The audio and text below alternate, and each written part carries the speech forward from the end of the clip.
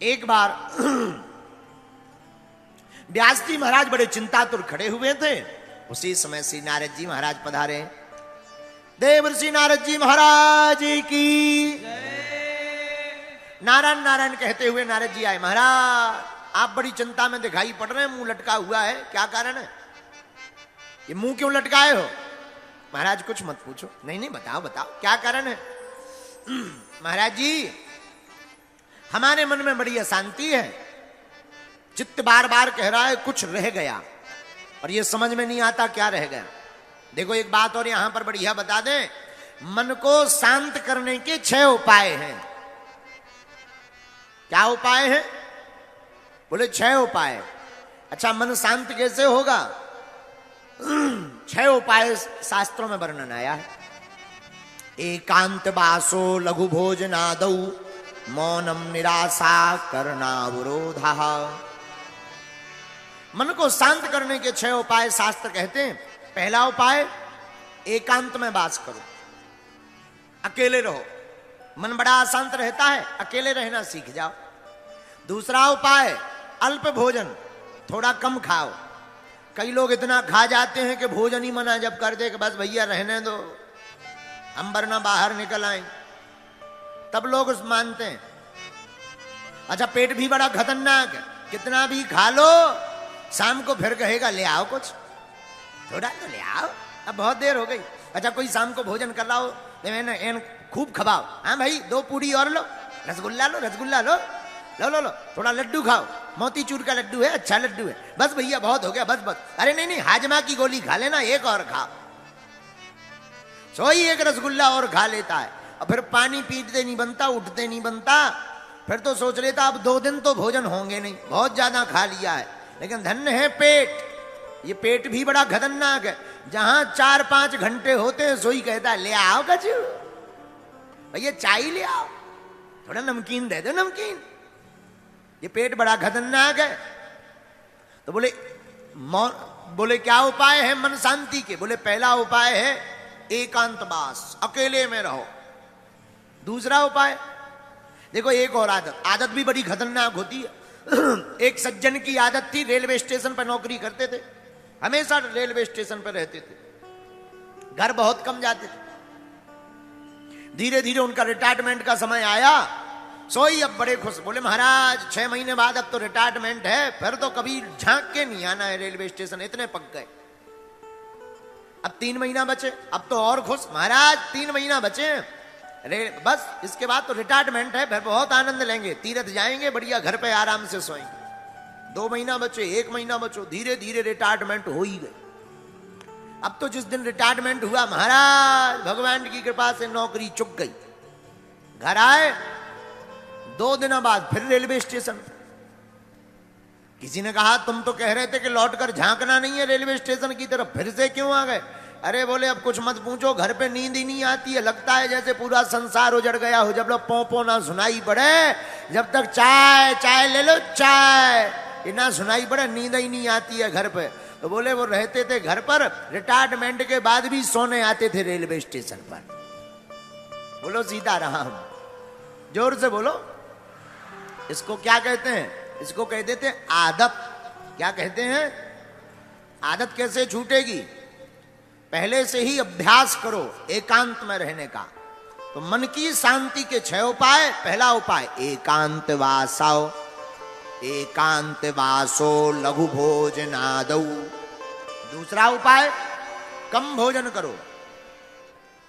कई लोग खाने के लिए जीते हैं, पर जीना किस लिए चाहिए? खाने के लिए नहीं जीना चाहिए, जीने के लिए खाना चाहिए। हाँ, और कई लोग खाने के लिए जहां दिखे सोई दे। हमारे साथ एक सज्जन रहते थे, इतना खाते थे, भगवान नहीं बचाए उनसे, खूब खाते। अच्छा खाना चाहिए ऐसा नहीं है। एक बार तो हम हनुमान जी के लिए लड्डू रखे थे, वे पूरे खा गए। हमने जब ढूंढा, हमने कहा क्यों भाई लड्डू कहां गए? बोले महाराज जी हम तो भंडारा पा गए। हमने कहा भगवान का प्रसाद तो छोड़ देते। बोलो सीताराम। तो लघु भोजनादौ, दूसरा उपाय कम भोजन करो। तीसरा उपाय क्या?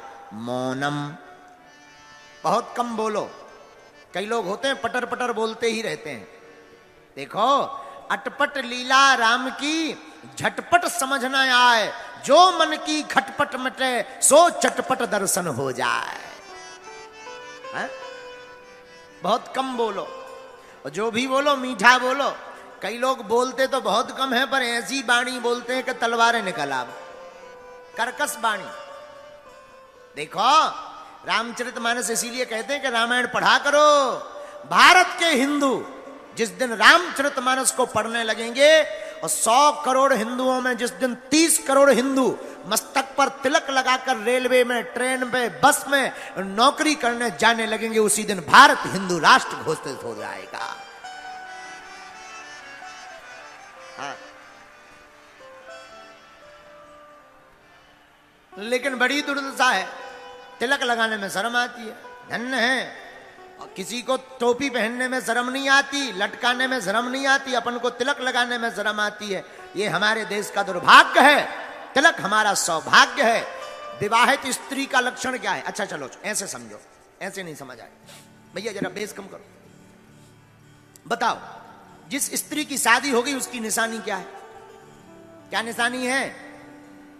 2 निशानी, एक मंगलसूत्र और माथे पे सिंदूर।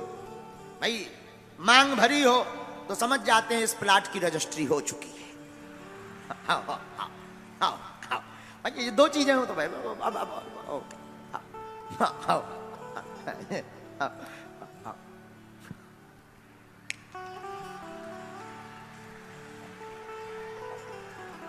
ऐसा उठा मान लेते हैं दूर से, भाई मान लिया जाता है। क्या भाई जुआ नहीं भाई हमारे पसीना है आगे से आओ, नहीं तो कल ही भाई हम अगर ज्यादा, एक बार हम एक जगह कथा कर रहे थे, सिर खुजा रहे थे, एक ठैया वो दवाई लेके आ गए।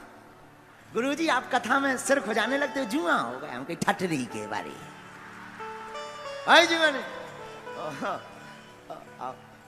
विवाहित स्त्री का लक्षण क्या है? 2 लक्षण, एक मांग में सिंदूर और गले में मंगलसूत्र, हम लोग समझ जाते हैं फ्री है।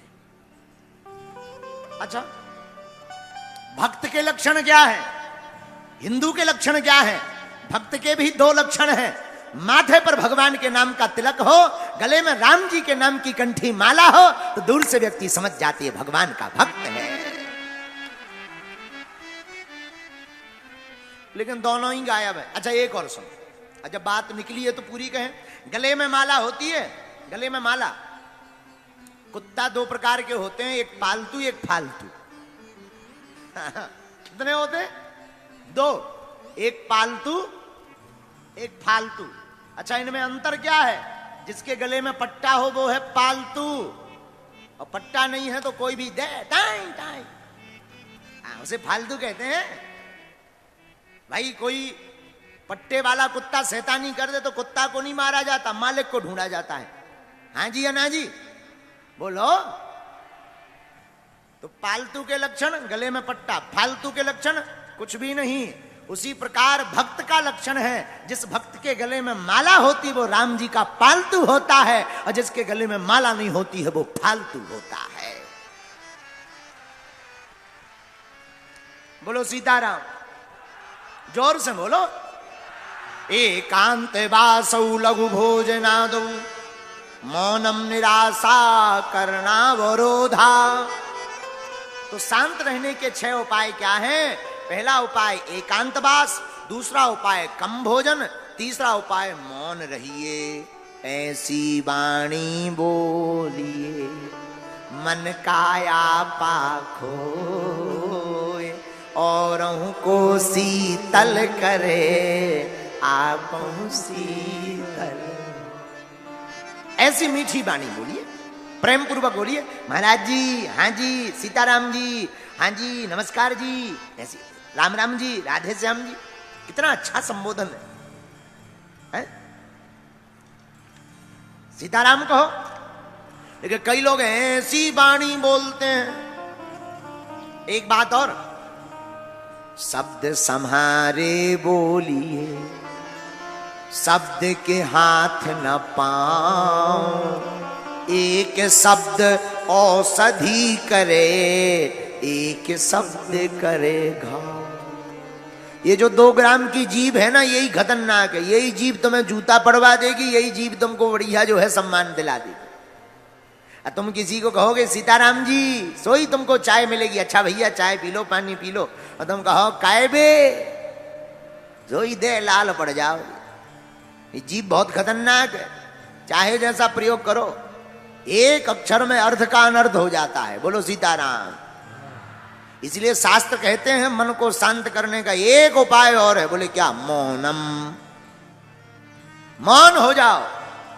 आपने देखा होगा बड़े बड़े महापुरुष कम बोलते हैं, वाणी बोलने से तेज क्षीण होता। महात्मा बैठे हैं, आपको ज्ञानी, महाराज जी आप तो सब ज्ञानी हो, हम तो बहुत नालायक आदमी हैं।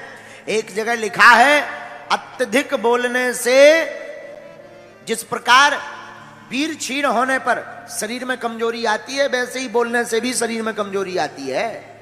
हाँ, या फिर ज्यादा बोलो तो ज्यादा सुनो भी। हमारे गुरुजी का वाक्य है, पूज्यपाद जगत गुरु भगवान श्री तुलसी पीठाधीश्वर गुरुदेव भगवान कहते हैं, भैया बढ़िया वक्ता बनना है तो बढ़िया श्रोता बनो, ज्यादा सुनो। बढ़िया गुरु बनना है तो बढ़िया चेला बनो, बढ़िया बाप बनना है तो बढ़िया बेटा बनो।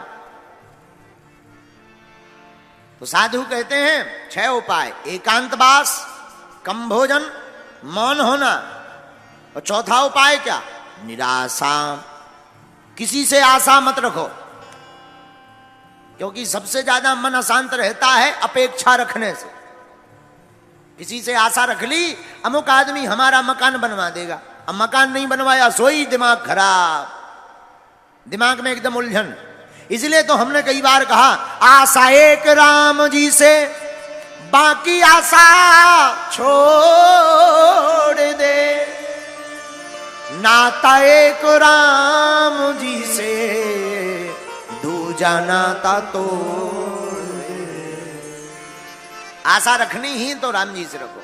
इसलिए साधक कहते हैं, एकांत वासो लघु भोजनादौ, मौनम निराशा करणावरोधा, मुनिरसौ संयमनम सरेते, चित्त प्रसादम जनयन्ति शीघ्रम। आहा, शास्त्र कहते हैं एकांतवास, कम भोजन, मौन रहना, किसी से आशा ना करना, कोई अपेक्षा मत रखो। मांगना ही है, भिखारी मैं दुनिया से क्या मांगना। तुम जिनसे मांगने की अपेक्षा करते ये खुद भिखारी है, ये भी तो भगवान के दर पर मांग रहे। ये दूसरों, जो अमीर आदमी है वो भी अपने अमीर से मांग रहा, हमें भी लोन दो, वो खुद भिखारी है। जब खुद भिखारी है तो भिखारियों से भीख क्या मांगना? मांगना ही है तो दाता से मांगो, और दाता एक राम जी, भिखारी सारी दुनिया। राम जी के अलावा कोई भी इस दुनिया में दाता नहीं है। हा? और एक बात, सब मांगते हैं। अच्छा एक बात और, जो भिखारी हैं तुम उनसे मांगोगे, पता भी नहीं कि देंगे कि नहीं देंगे। कई लोगों को तो निराशा ही हाथ लगती है। और राम जी से मांगोगे, एक तो वो देंगे नहीं, देंगे तो सुदामा की भांति भर भर के देंगे। तो मौनम निराशा, कोई आशा मत रखो। और 5वां उपाय, इंद्रिय संयम। इंद्रियों पर कंट्रोल करो, मन शांत रहेगा। छोटे छोटे बच्चे जितने भी यहां पढ़ने वाले हैं, बहुत से बच्चे कहते हैं, महाराज जी हमारा मन नहीं लगता। न कटा, मोबाइल देख रहे हो, रील चला रहे हो, ठुमका देख रहे हो, फलाना बदनाम हुआ ठिकाने के लिए। इन्हीं रीलों के चक्कर में तो बर्बाद है। अब पहले के जमाने में आगे को लोगों टिकटॉक है तो वो बंद होगा। अब हमको सिखाया गया, बोले गुरुजी अब रील चल गई, रील में कुछ नहीं होता, फील टाइम भर बर्बाद होता है। तो भाई मन शांति का उपाय क्या है? वासना से बचना है तो चलचित्र को देखना बंद करो। बहुत से बच्चे आते, महाराज जी मन में बहुत गंदे विचार आते। ये जितने पढ़ने वाले बच्चे हैं वो सुनो ध्यान से, युवान बच्चे जो पढ़ाई कर रहे हैं, भैया वासना से बचना है तो चलचित्र देखना बंद करो। इंद्रिय संयम, इसे शास्त्र में इंद्रिय संयम कहा। आंखों को क्या देखना चाहिए? कान दिए सुनवे को सत्संग, आंख संतों के दर्शन के लिए दी, कान किस लिए? भगवान की कथा सुनने। अब कई बच्चे तो कान में लगा लेते हैं लीड, अब दोनों तरफ लीड लगा करके कोई भी गाली बकता रहे, कोई पता नहीं, गुंचू कर रहे हटरी के बरे। भगवान ने तुम्हें म्यूजिक सुनने के लिए कान नहीं दिए, फिर किस लिए दिए? कान दिए सुनबे को सत्संग, सो जीव दई भज मोहन को। कान भगवान की कथा सुनने के लिए भगवान ने दिए, पर जीभ, ये जो जीभ है इसके चटकारे लेकर बढ़िया चाट पकौड़ी खा करके चटकारे लेने के लिए नहीं दी, फिर किस लिए जीभ दी? जीभ दई भज मोहन को, दान के काज दिए दो हाथ। ये जो हाथ है ना, मोटरसाइकिल चलाने नहीं दिए, ना ना ना, दान के काज दिए दो हाथ, सो पामो दिए तीर्थ घूमन को। तो मन शांति का पांचवा उपाय है इंद्रिय संयम। आंखों से चलचित्र कम देखो, कानों से भगवान की कथा ज्यादा सुनो, हाथों से गुरु गोविंद के चरणों की सेवा करो।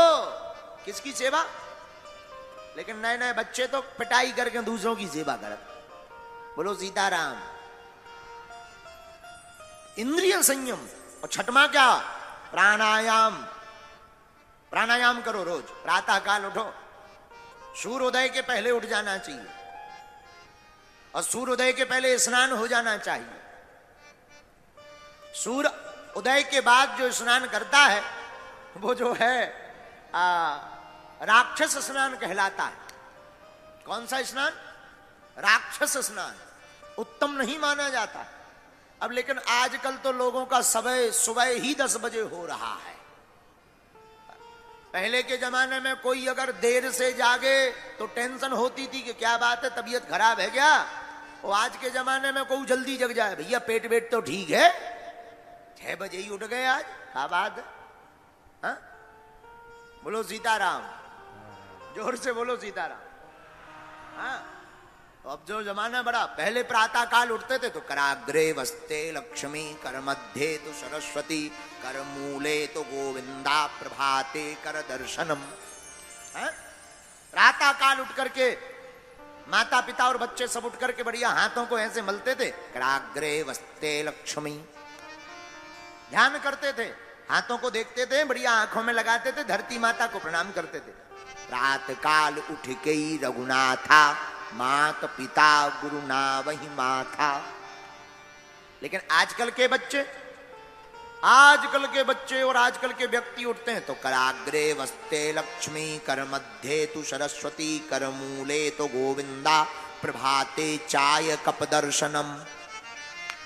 हाँ, आजकल श्लोक का अर्थ ही बदल गया। प्रभाते कप दर्शनम, पड़े पड़े ही चाय बन गई, 2-2 बार ठंडी हो जाए, बस 5 मिनट हो, बस चाय बनाओ, भर आंखें खुलेंगी। धन्य है इंसान का जीवन।